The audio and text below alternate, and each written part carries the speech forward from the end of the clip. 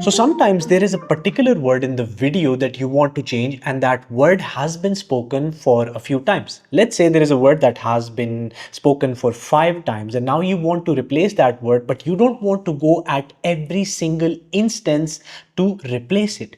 You want a solution where you can just replace all of those words at once. Well, there is a feature inside of Kalakar where you can do that, and let's go and have a look at it. So on my screen, you can see there is this caption tools section, but right next to caption tools, you would see this find and replace icon. So if I click on it, it looks pretty easy, right? So, but there are a few nuances that you need to understand.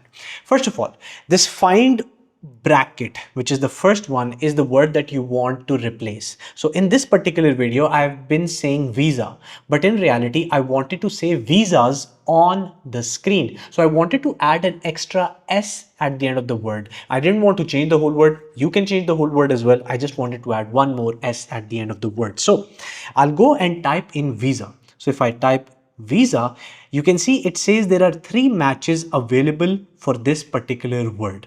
Now, the fun part is there might be a specific instance where the word has different, you can say the first letter of the word could be in caps. Let me show you what I mean by that. So I just wrote visas and it says that there are 3 matches available. But if I go and click on this button, which says match case, so we have uppercase and lowercase letters.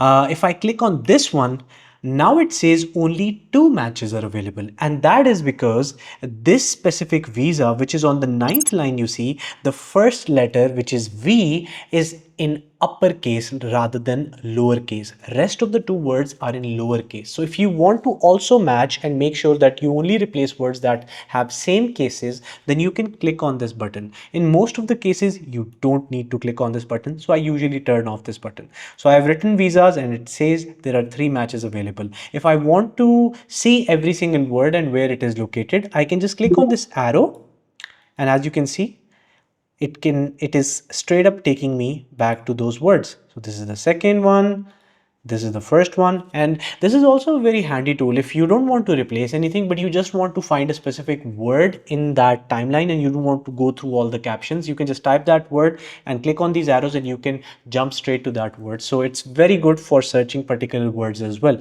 But let's say I want to change this word and I want all of the visa to be changed. So I will go and type visas. So I have typed in visas. Now there are 2 options that we have. One is replace and one is replace all.